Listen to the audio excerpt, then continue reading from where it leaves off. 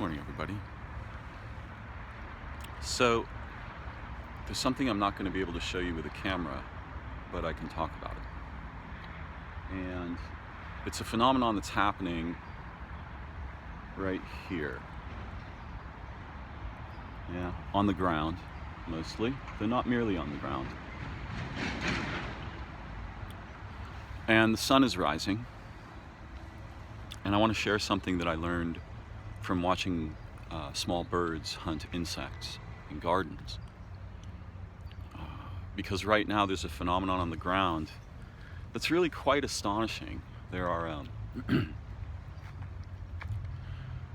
an incredible network of travel strands from spiders who've recently traveled over this area, and there's hundreds of strands between the leaves on the ground, and they are scintillating in the sunlight. Yeah? So if you were an ant, above you there'd be these strands of light, right, flashing back and forth in the daytime. Yeah, really bright, like moving stars.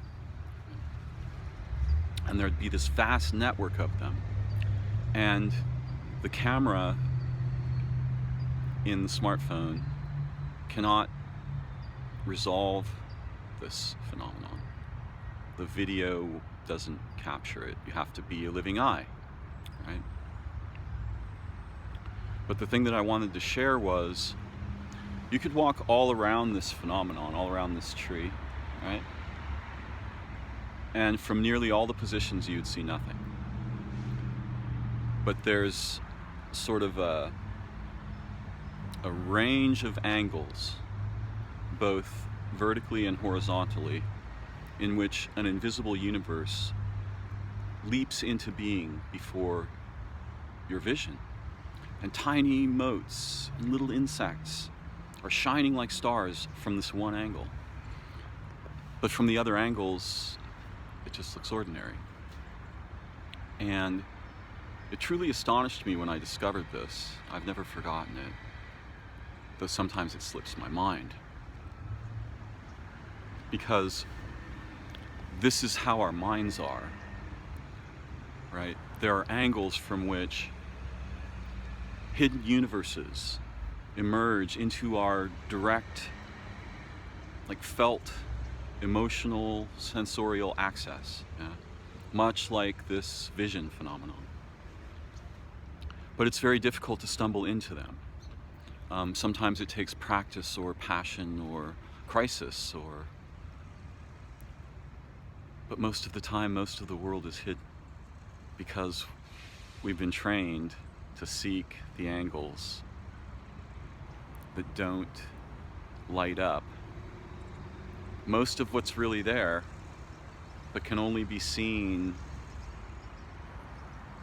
from a very intimate, right, angle of relation. And the way we are in our purpose, yeah? Our purpose with our minds, our purpose with our senses. And if the purpose is wonder, there's an infinite abundance of truly miraculous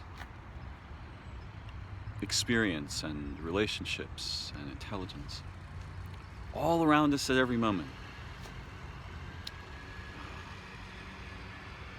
But if you're much like me, most of the time I'm in this kind of prison mind thing that's largely a cultural imposition, contagion.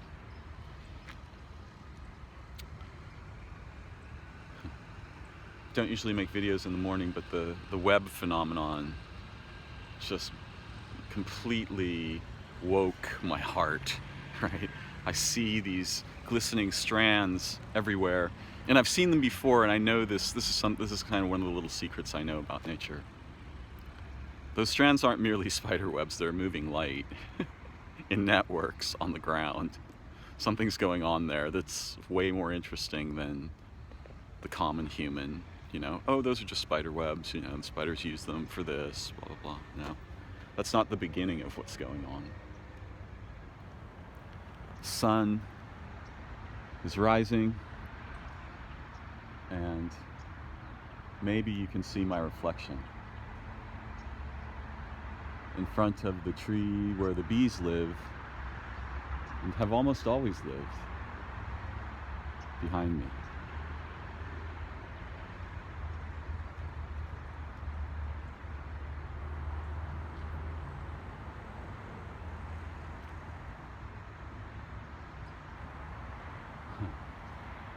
It's an old bee tree.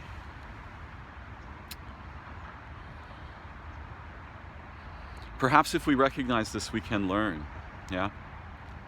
How at least to explore the accessible angles of perspective and purpose and relation that are so fundamental to our minds, that determine the kinds of imaginings and ideas and knowledge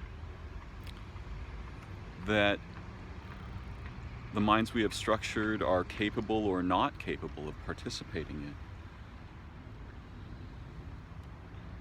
in.